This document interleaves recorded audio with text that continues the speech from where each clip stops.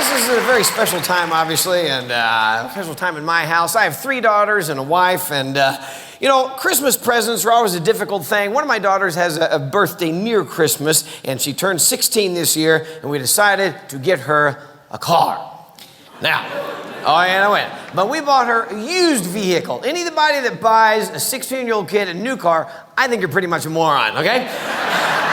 Because you're not buying them a car, you're buying them a bumper car. That's what you're buying. You ever sat in the front seat teaching a 15, 16-year-old kid to drive a car? Here's the parent in the passenger seat. And I'm still in the driveway. Okay. So we bought her this vehicle, and you know, as a parent, there's things that you know you're supposed to teach your children, and other things that nobody bothers telling you that you need to tell them what to do or how to do or whatever. One of those things is how to put gasoline in a car. Now, I didn't have any sisters, but I know that boys by the age of 3 just innately know how to put frickin' gas in a car. Girls, apparently, not so much. Now, I will admit my wife is smarter than me, especially when it comes to raising kids, and she knows things about girls, obviously.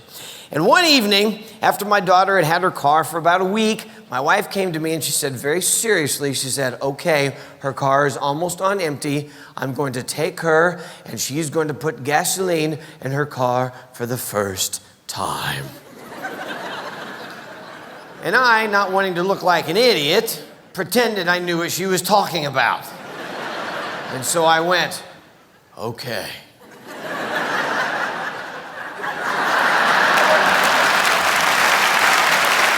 A little while later, they came back from putting gas in the car. My wife walks in the front door, hands me a video camera, and says, you gotta see this. And I'm like, what? She goes, no, trust me, you're gonna have new material for your show. So I rewound it, hit play, and sure enough, there's my daughter standing next to her car. She has a door open on the gas tank, and she's standing there doing this.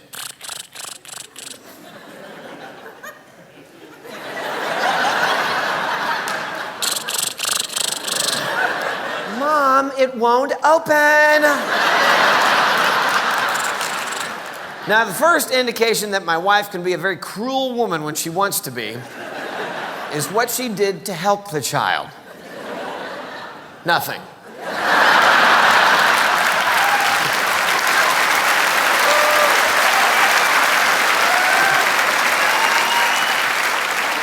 She just stood there videotaping. Then you hear my wife say, honey, remember, righty-tighty, lefty-loosey. And the 16-year-old girl goes, whatever. Camera starts shaking. Then you hear my wife say, honey, turn it counterclockwise. My daughter looked at her watch. And I'm the father standing there watching the tape going, oh, no, no, no. Because I realized she was looking at her watch 2 or 3 seconds too long before she realized she was gazing at a digital watch. And you can't protect a child. Things happen out in the world. Her name is Molly, so let's call her Molly. She was about 8 years old. We're in a car, and the man in the car in back of me hated me because I was driving too slowly, and he was in a hurry, and it was so important that he get to the red light in front of me. And he starts honking at me, and couldn't stand it anymore, and finally he came alongside of me and gave me the finger in the window. Is that terrible? I know, and Molly saw it. And she said, Mommy, why did Daddy make that sign at you?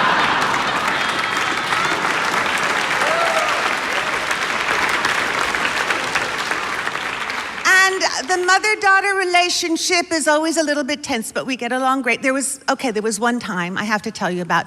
We were in London because my husband, Martin, his name is Martin, so let's call him Martin. We were in London, he's English, and we were visiting his parents, and I had had enough. So,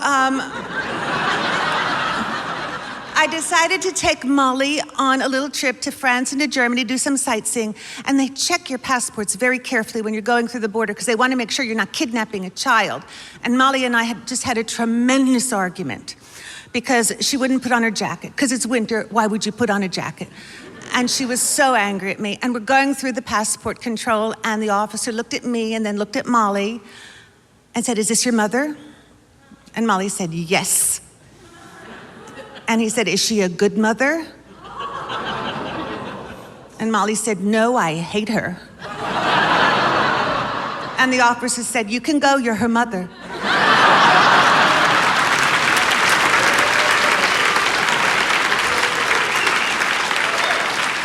But time is going past so quickly, she's growing up. Oh, I remember when her favorite game was hide and seek. It was my favorite game too, because I didn't look for her right away. But she's in the 10th grade. High school's almost over. It gets so expensive. Luckily, Martin and I thought ahead, and when Molly was a baby, we put away some money for bail. So, what am I gonna do the day she leaves the house? It's gonna be excruciating. I was talking to my friend Cindy about it, and she said, "You know what, Rita, don't worry, because college is only 4 years, and then they come home and they live with you for the rest of their lives."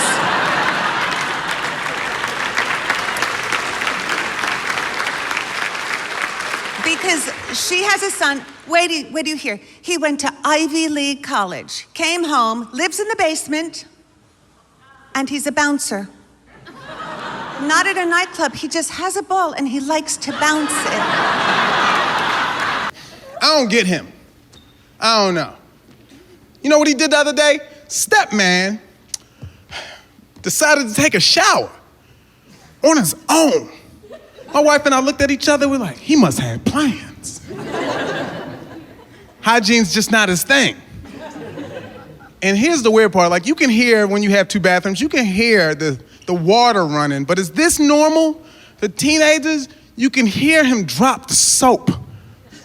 Like regularly, it's like, doomp, doomp, doomp. And I'm like, what is this? And he does it every shower, and it's just irritating, and it's taking a toll on me. I'm like, what you got? Little ass hands? Do you need a rope?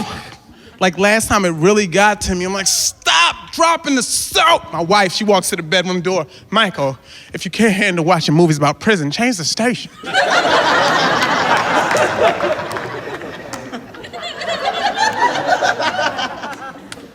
Then StepMan did what I call the most unfathomable thing I've ever seen. He broke his shower, which should make sense to no one. It didn't to me until he shows up at our bedroom door holding the nozzle.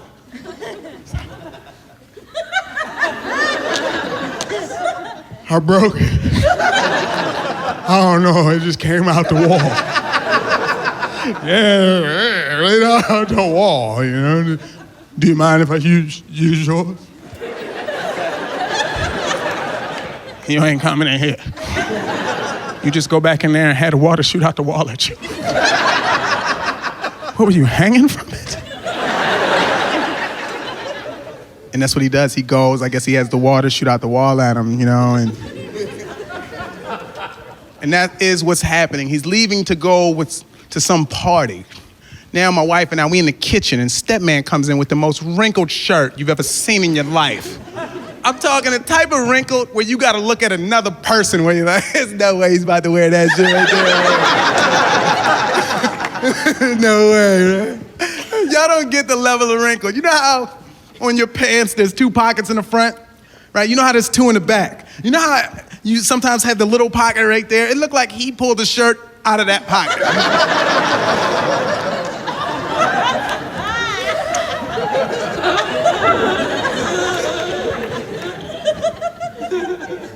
And then I hit StepMan with a question, and I can't tell now if he's a genius or dumb as hell based off his response. I'm like, StepMan, you really about to wear that wrinkled ass shirt to the party? His response, it's gonna be dark.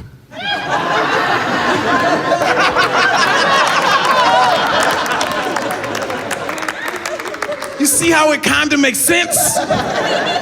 Like like he already planned this out. He knew how the lighting was gonna be and found the most wrinkled piece of clothing he could find. And I'm like, worried, like that made too much sense.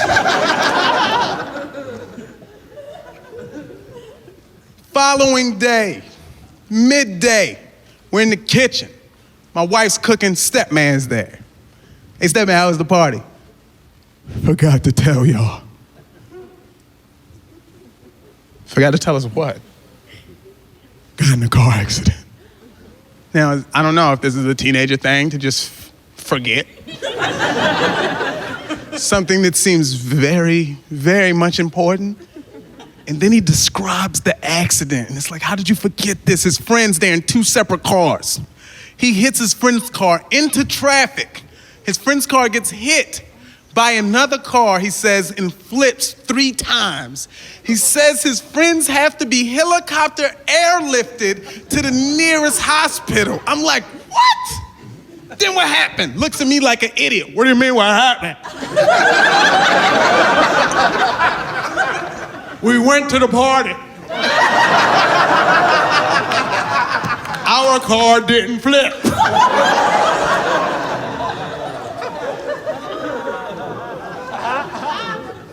And I love it when people view this comedy stuff and they're like, is this real?